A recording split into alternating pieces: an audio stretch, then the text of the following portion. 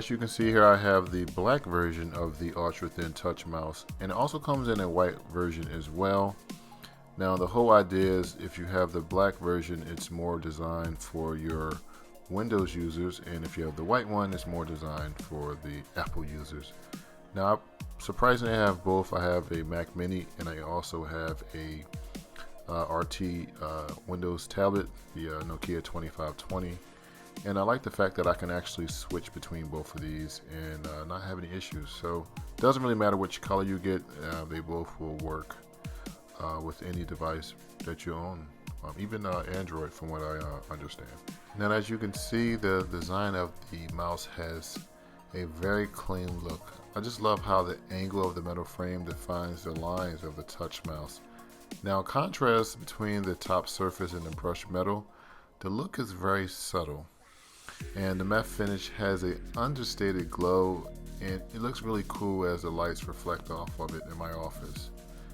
Now, the one cool thing I like about this mouse is the fact that, as it's sitting there waiting for me to use it, it almost looks as if the actual mouse is hovering above the mouse pad itself.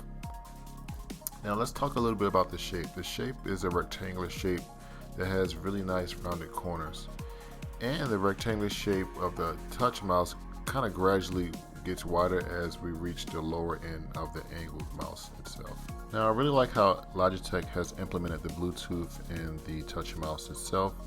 As you can see on the bottom, you have a switch to switch between two different Bluetooth devices.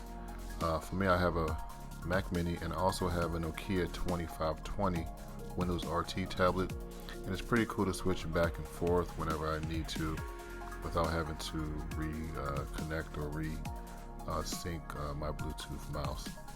Alright, so setting up the actual Logitech Ultrathin touch mouse is actually pretty easy out of the box. You just kind of flip it on and it's already in discoverable mode.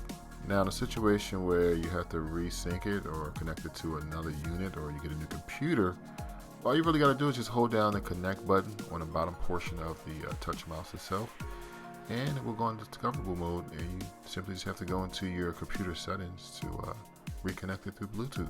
So the matte finish of the touch mouse has a smooth feel with just the right amount of friction for my point finger to scroll up and down and pan left and right. Now the cold metal frame feels reassuring in comparison to the warmer matte finish of the top surface itself. Now naturally the majority of the weight is at the rear of the touch mouse, so gliding the mouse across the mouse pad has a good amount of inertia. Now the mechanics of the mouse provide great feedback. So either pressing on the left or right corner has a bit of too much travel for my liking. I think the travel we get from the Apple iPhone 6 is a little bit more reassuring when clicking on the button itself. Now the software itself gives users some of the same functionalities that we get from the Apple trackpad, like swiping between pages, launching Apple Mission Control, and even Smart Zoom. Now, as you can see, accomplishing such tasks can vary between the actual trackpad and the touch mouse itself. Now while I don't find the touch mouse uncomfortable, I would argue a mouse with a higher arc would fit the contour of my hand just a little bit better. Now keep in mind, Logitech designed the mouse to complement the sleek looking feel and portability of an Ultrabook such as a MacBook Air or even the Lenovo Yoga series. So I found this really cool. Charging the actual touch mouse has a rechargeable battery, and it uses a standard micro charging port. Now when the actual unit needs to be charged, you're going to see a red light blinking in the bottom portion of the touch mouse itself. And what's cool is it only takes up to 2 hours to charge the touch mouse, and on average I charge it like every 2 weeks, which is really good. So you probably wonder how much the actual Ultrathin touch mouse costs. On Logitech's website you can pick this up for $69.99. I will say I have seen it a little bit cheaper on Amazon for $50. Alright guys, as we wrap up, just want to say I hope this video was beneficial in your decision making in purchasing this touch mouse.